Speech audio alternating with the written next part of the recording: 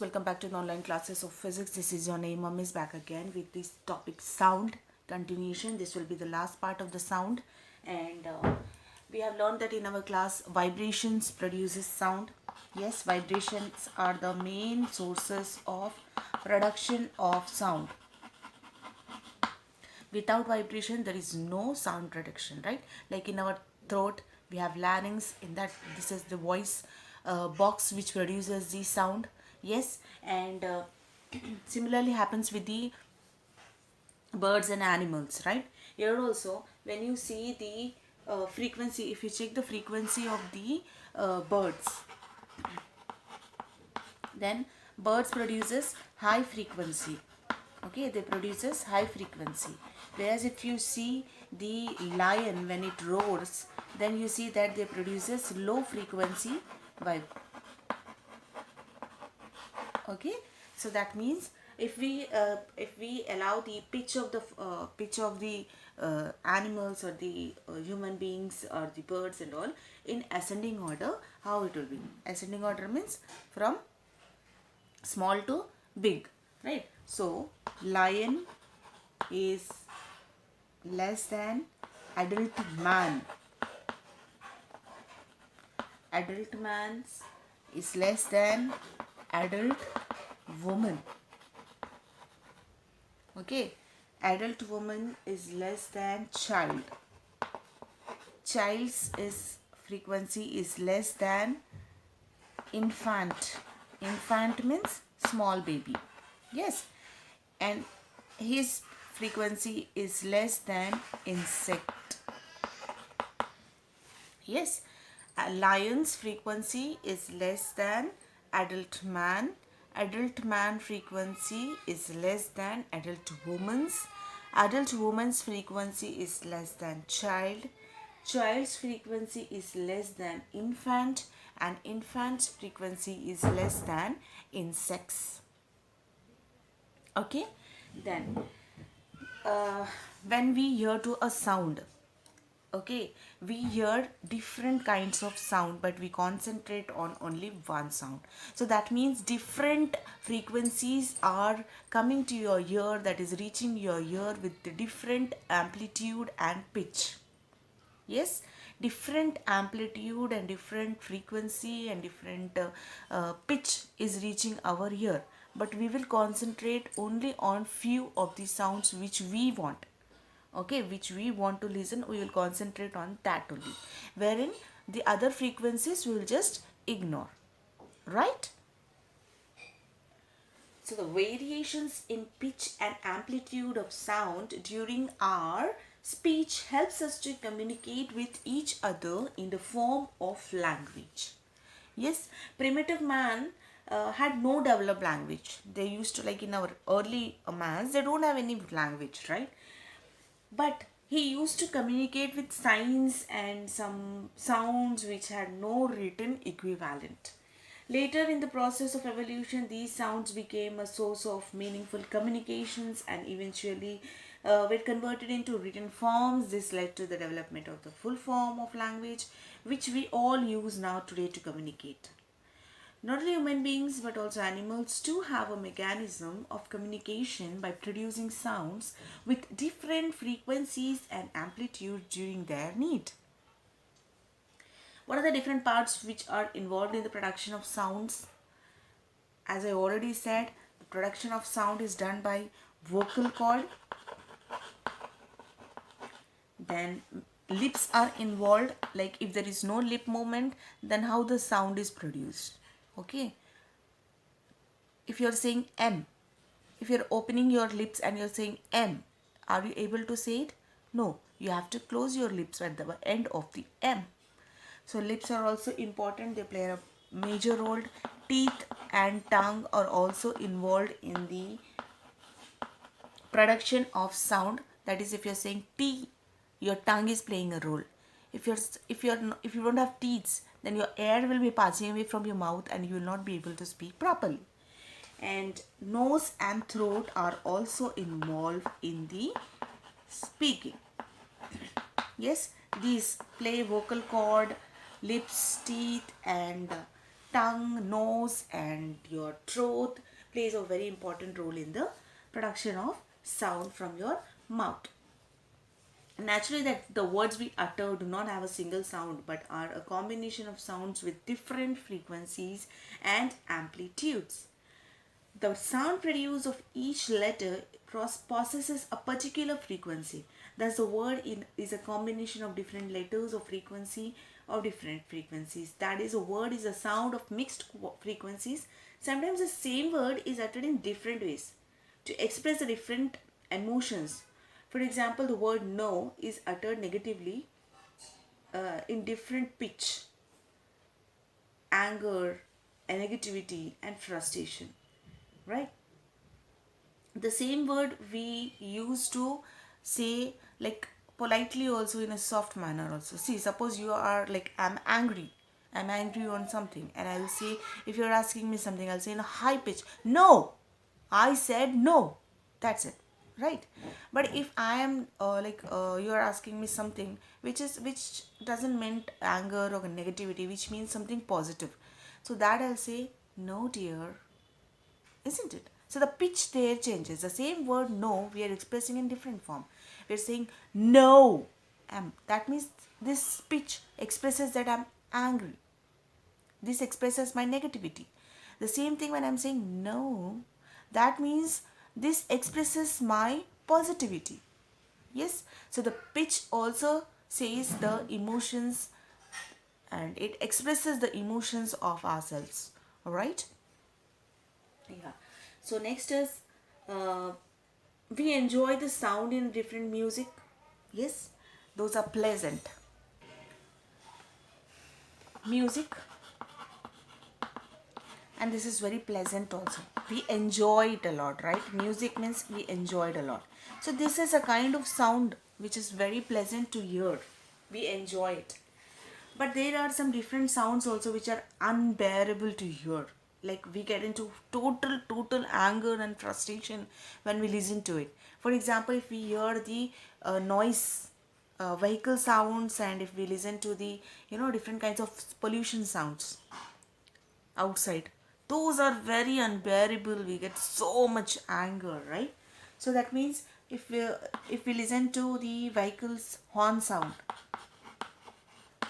those are unbearable, right? Those are unbearable, so we don't want to listen to it.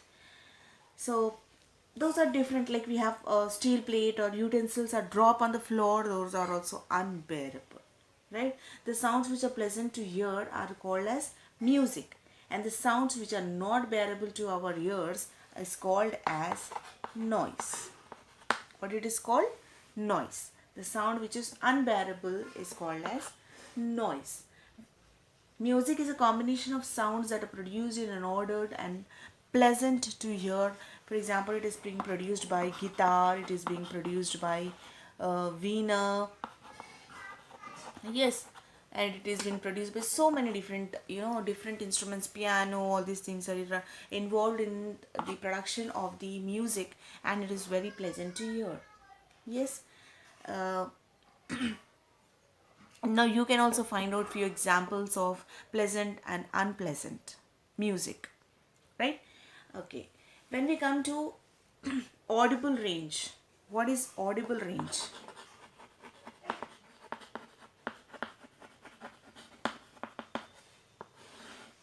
When we say audible range, what it is? Sound of different frequencies less than about 20 vibrations per second cannot be detected by a human ear. So a human ear can detect only the sound which is less than 20 frequencies per second, which is called as 20 hertz. So if the sound is less than 20 vibrations, if for 20 vibrations in 1 second is called as 20 hertz. So sound of frequencies less than about 20 frequencies per second cannot be detected by the human ear. Such sounds are called as inaudible sounds. So what are they called as? They are called as inaudible sounds because we cannot detect these sounds less than 20 hertz. Okay, so the sound which is above 20 hertz, they are called as audible sounds. Okay, they are called as audible sounds because we can detect this. Thus, for human ear, the range of audible frequencies is roughly between 20 to 20,000 hertz. 20 to 20,000 hazards. So now we have learned about sound, right? Now what is we have learned about noise. Now what is sound? What is sound? We say na noise, sound. What is the difference? So what is sound?